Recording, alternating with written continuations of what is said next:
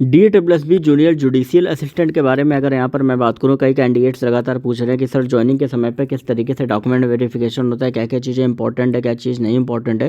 देखो कुछ चीज़ें यहाँ पर मैं आपको बताना चाहूँगा। बहुत से ऐसे कैंडिडेट्स के मन में बहुत से ऐसे डाउट्स होते हैं। देखो ध्यान में रखना कि जितने भी कैंडिडेट जो कहीं ना कहीं जूनियर जुडिशियल असिस्टेंट के लिए कहीं ना कहीं प्रिपेयर कर रहे हैं, यहाँ पर आपका जो ग्रेजुएशन है वो कहीं ना कहीं आप सभी के लिए मांगा गया है। ठीक है, तो यहाँ पर आप सभी आपको पता है कि यहाँ पर ग्रेजुएशन अगर आपके मांगा गया है तो ग्रेजुएशन आपका कंप्लीट होना ही होना चाहिए।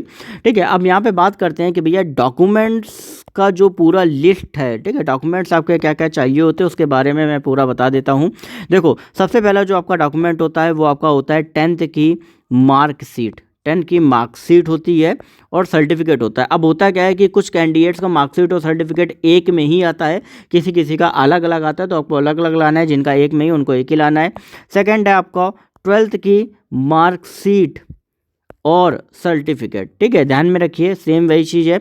अगर एक ही में है तो एक ही लाना है और अलग अलग है तो अलग है। जैसे पहले क्या होता है ना, मार्कशीट और सर्टिफिकेट अलग अलग होता था। ठीक है, फिर आपका क्या होगा, ग्रेजुएशन। ठीक है, अब कई कैंडिडेट से पूछते हैं कि ग्रेजुएशन में डिग्री आपको यहाँ पे दिखानी है या मार्कशीट दिखानी है। देखो ध्यान में रखना है कि ग्रेजुएशन की डिग्री का आपका जो महत्व होता है वो आपका ज़्यादा रहता है। ठीक है, तो अगर आप डिग्री लाते हो मार्कशीट नहीं भी लाते हो तो भी चलेगा। डिग्री आपके लिए बहुत ज़्यादा इंपॉर्टेंट होती है। दूसरी चीज़, अगर मान लो आपके पास डिग्री नहीं है तो फिर क्या किया जाए, तो फिर वहाँ पर आप मार्कशीट ला सकते हो, नहीं तो प्रोविजनल डिग्री ला सकते हो। ध्यान में रखिए प्रोविजनल डिग्री अगर आप लाओगे तो मार्कशीट जरूर आप ले जाइएगा।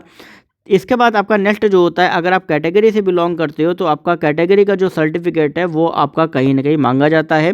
और एक जो होता है वो आपका ओरिजिनल आईडी जो होता है, ठीक है, वो ओरिजिनल आईडी आपके लिए कहीं ना कहीं बहुत ज़्यादा इंपॉर्टेंट रहता है। तो एक आपका हो गया ओरिजिनल आईडी।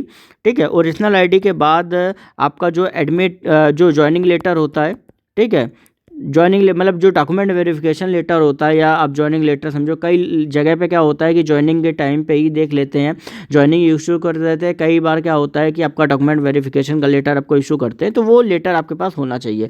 बस इतने जो डॉक्यूमेंट्स हैं वो आपके पास होने चाहिए। प्लस इनका पूरा जो एक जेरोक्स का जो सेट है वो आपके पास होना चाहिए। और कैसा होना चाहिए, सेल्फ अटेस्ट जो होना चाहिए वो आपका होना चाहिए। सेल्फ अटेस्ट का मतलब क्या होता है एक बार समझा देता हूँ जिनको नहीं पता है। मतलब जब आप कोई भी अपनी जो भी आप सर्टिफिकेट या कोई भी डॉक्यूमेंट्स की अगर आप उसकी जेरोक्स निकलवाते हो तो उस जेरोक्स में क्या करना होता है, नीचे आपको अपने साइन करने होते हैं। यहाँ पर साइन करने होते हैं ब्लैंक जगह पे, ब्लैंक मतलब खाली जगह पे, जिससे ये सर्टिफाई होता है कि नहीं है कि ये जो डॉक्यूमेंट है आपने खुद सिग्नेचर करके आपने सबमिट किए हुए हैं। ठीक है, ये डिक्लेरेशन होता है कि नहीं है कि मैंने खुद सबमिट किए हैं, वो सेल्फ अटेस्ट की कहा जाता है। ठीक है, तो ये जो जितने भी डॉक्यूमेंट्स मैंने आपको बताए बस यही डॉक्यूमेंट्स आपके लिए बहुत सबसे ज़्यादा इंपॉर्टेंट होते हैं। बाकी इसके अलावा कोई अदर डॉक्यूमेंट्स आप सभी के लिए इंपॉर्टेंट नहीं होते हैं। तो जितने भी कैंडिडेट जो कहीं ना कहीं प्रिपेयर कर रहा है आप सभी को कहीं ना कहीं ऑलरेडी पता लग गया होगा, तो फटाफट से चैनल को सब्सक्राइब कर लीजिए। और इससे रिलेटेड जो भी आपको अपडेट्स है हमारे टेलीग्राम ग्रुप पर मिलेगी, डिस्क्रिप्शन में लिंक है। और कोई भी क्वेरी है तो इंस्टाग्राम पर पूछ सकते हैं, उसका भी लिंक आपको सारे लिंक डिस्क्रिप्शन में मिल